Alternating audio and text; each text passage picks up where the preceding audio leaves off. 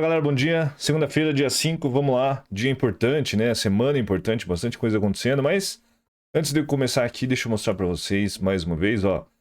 3stars.com.br, clica aqui em eventos São Paulo. Isso aqui é um evento exclusivo para quem é membro da tribo, né? Vai começar dia 17 e vai até o dia 19 de setembro. Tá chegando aí mais 2 semanas? 2 semanas só.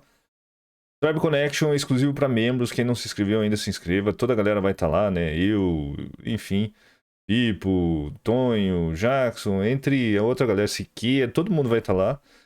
Evento exclusivo para quem é membro, se inscreve lá, corre lá que ainda dá tempo, tá acabando as vagas, tá? Então, tá aí o recado, não esquece. Vamos começar por aqui, ó. Sexta-feira, então, Dow Jones acabou fechando no negativo, o S&P Nasdaq também. Só relembrando o que aconteceu na sexta, né? Então tá aqui, sexta foi dia de payroll, para quem não sabe o que é payroll, é o dia que os Estados Unidos divulgam a sua folha salarial. Saiu sexta-feira a expectativa era de diminuição, todo mundo lembra. Entre outros dados econômicos que saem juntos, não pode esquecer médias de horas trabalhadas, salário médio por hora, tudo isso é importante de olhar junto. Então, às 9h30 da manhã da sexta-feira, toda primeira sexta-feira do mês, né? Toda primeira sexta sai relatório de emprego não agrícola. 526 mil era o número anterior, do mês anterior, ou seja, julho. E esse aqui é do mês de junho. E aí, expectativa de sair 300 mil vagas e saiu 315. Então, realmente teve uma diminuição de 526 para 315. Tem muita gente que olha daqui para cá, né? Mas você tem que olhar o contexto geral. A taxa de desemprego também aumentou. E na hora, o mercado. Lembra que eu até comentei com vocês que o mercado reage. Então é importante, na hora que sai um dado econômico, o mercado tem uma reação que muitas vezes, não vou dizer que é a maioria das vezes, mas o mercado anda, né, malucaço. Ele reage não existe um lado certo, mas depois você tem uma reação inicial e depois dá aquela baixada, pensa de novo e aí muda todo o rumo. E foi isso que aconteceu. Então, saindo o número ruim, que saiu o número ruim, né, de 526 mil para 315, o mercado inicialmente reagiu positivamente. Por quê? Porque espera-se, isso é uma loucura, mas é o que vem acontecendo, de que o Banco Central americano não precise ser tão agressivo em subir juros, em adotar políticas mais contracionistas, políticas monetárias mais contracionistas, porque por si só, né, a economia está contraindo. Mas não foi isso que a gente viu, né? A gente viu uma reação inicial, dólar subindo, aí depois ele caiu bastante. Por exemplo, o Dow Jones, vamos pegar aqui, ó, Ctrl Y. Então, inicialmente, cadê? Aqui, ó, ele subiu bastante e depois fechou o dia no negativo. Então foi isso que aconteceu lá. Inicialmente ele reagiu bem, e aí depois caiu, exatamente como a gente tinha comentado, assim, como eu já passei vários payrolls na vida, né? Antigamente payroll se via candles gigantescos, assim, de furar a tela. Hoje é um movimento muito menor, mas o mercado reagiu positivamente e depois negativamente. Isso é muito comum de acontecer, então foi por isso que teve a movimentação lá. O importante aqui é olhar a taxa de desemprego, que saiu de 3,5% para 3,7%. Eu tenho visto hoje, principalmente, o GER40, o GER30, o DAX, está tendo uma diferença aqui, ó. O DAX aqui no Investing caindo 2,5%. Aí eu falei, pô, aonde que está caindo 2,5%? Até olhei lá no gráfico, né? Tem aqui, ó, GER40 está aqui, ó. Da abertura dele, ele está positivo, levemente positivo, subiu, ficou de negativo de madrugada, mas mesmo assim, uma queda de 0,7%, 0,8%, e daí bateu uma máxima de 0,7%, 0,8% também. E agora tá 0,3 por aí, positivo, 0,2, né? Aí eu falei, ué, né? E aqui caindo 2,5%. E aí eu fui investigar todos os índices, tudo, tá a mesma coisa, né? Tudo levemente positivo. Tanto o GER30, quanto o GER40, quanto o DAX, quanto tudo. O que me leva a crer que aqui no Investing tá errado. Não sei o que tá acontecendo, não sei o que tem de errado. Mas aqui no TradingView também, pode colocar GER30, ó, o GER40 subindo 0,2. O GER30 também está positivo, muito parecido com o que está lá no broker, no MT5 ali, né, que eu acabei de mostrar. Coloquei DAX aqui também, não sei o que está acontecendo, não sei aonde que está certo ou não, mas enfim, Dow Jones agora levemente positivo, S&P levemente negativo, mas estão próximos do 0,0, e o Nasdaq também está 0,3. Hoje, segunda-feira, dia 5, né? Feriado nos Estados Unidos e no Canadá. Então tá aqui, ó, feriado nos Estados Unidos. Dia do trabalho, feriado no Canadá também. Dados econômicos saíram vários aqui de PIB e PMI essa madrugada. Está desacelerando, principalmente o setor de serviços, né? Vem desacelerando, exceção aqui da França. Mas está desacelerando também, de 53 para 51. Lembrando que esse número aqui é um número de 0 a 100 e abaixo de 50 e a gente considera contração. E depois o resto do dia não tem nada, a não ser a noite, que vai ter decisão de taxa de juros pelo Banco da Austrália. Subir de 1,85 para 2,35. Essa semana tem decisão de taxa de juros pelo Banco Central Europeu também.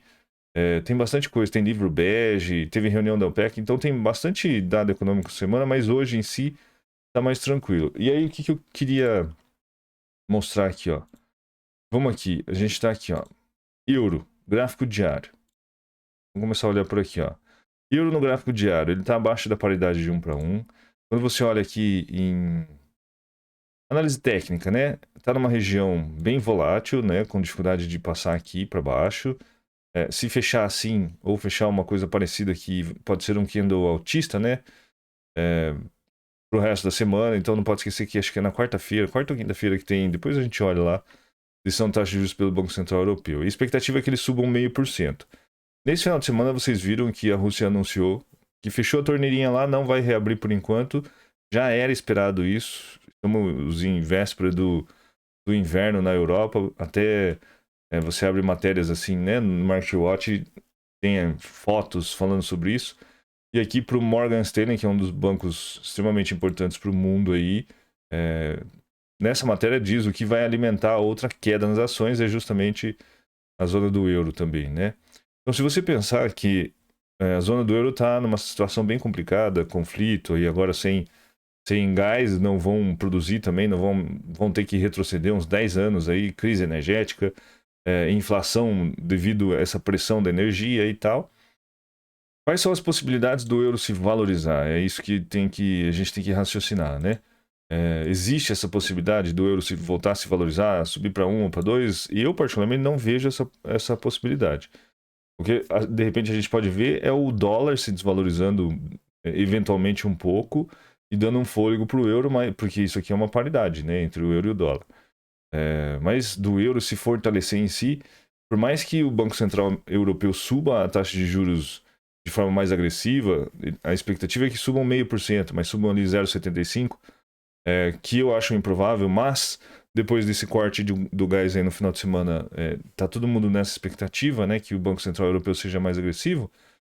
As consequências de você subir a taxa de juros e fortalecer sua moeda, elas vêm muito depois, muito tardio, vem depois de 6 meses, né? Na economia fala-se depois de 6 meses que você começa a ver efeitos de subida de juros, e mesmo assim, subindo 0,5% ou 0,75% ainda a gente está dizendo que é muito pouco. Por quê? Porque se você olha para a zona do euro hoje, e você é um grande investidor, por exemplo, você não fica com a mínima vontade de investir na zona do euro, diante de tudo que está acontecendo.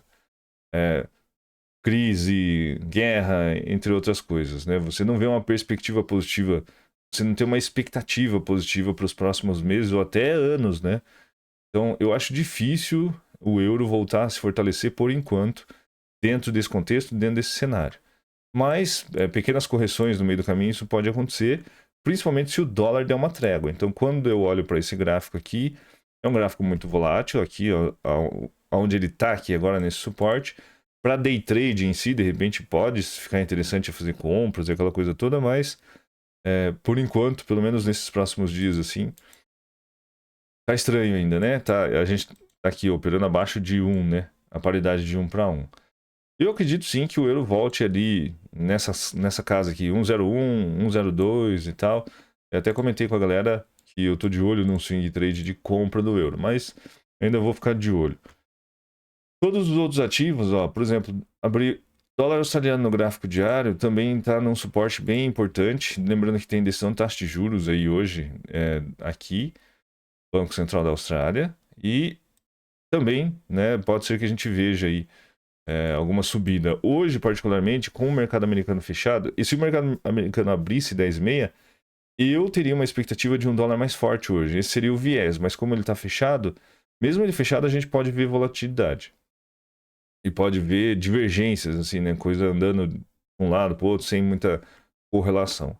Mas eu ficaria mais de olho nesse dólar australiano para uma compra também. Vem subindo taxa de juros lá de forma mais agressiva, já vai para 3 ponto alguma coisa. Depois, no decorrer da semana, a gente vai olhando. Dólar neozelandês, mesma coisa. Então, se vocês repararem, todas as moedas, de alguma forma, elas estão em um suporte bem importante e já vem testando já esse suporte, tanto o euro, quanto o AUD, quanto o NZD. Então, a gente está numa semana bem interessante para direcionar essas moedas, porque se elas perderem essas regiões que elas estão aqui, se o dólar disparar, por exemplo, a gente vai ver essas moedas perdendo esse suporte e continuar caindo aqui sem chão, né? Porque não tem muita referência aqui, principalmente Libra, por exemplo, de fundos anteriores lá. E a NZD ainda a gente tem aqui, né? Região de Bear Trap, região bem importante. Bom, acho que era isso. Principalmente pelas moedas, todas elas estão aí num suporte bem importante e a gente está numa semana bem interessante assim para tomar um rumo essas moedas, principalmente para quem abre operações um pouco mais longa. Para o day trade, um dia mais lateralizado, com 2 mercados fechados importantes, né? Estados Unidos e Canadá. Petróleo, reunião da OPEC hoje de manhã teve também. Rússia, os países, o G7 lá anunciaram um teto para o petróleo russo também. Eles falaram que não estão nem aí, mas enfim. E aí o preço já está subindo. A reunião da OPEC era justamente para cortar um pouco de produção para elevar o preço e está aí, ó. Né? Já está subindo hoje, subindo bastante, deixando 2 gaps para trás. Na sexta-feira até comentei com o pessoal que é da tribo, né, da live, e para tomar cuidado com esses gaps no petróleo, porque ele abre esses gaps e deixa, vai embora e vai fechar lá meses depois, semanas e meses depois. Então, tem que tomar bastante cuidado com esses gaps no petróleo lá. Mas ele continua subindo, subindo bem, e pelo jeito a gente pode ver essa coisa aqui piorar. Sabe por quê?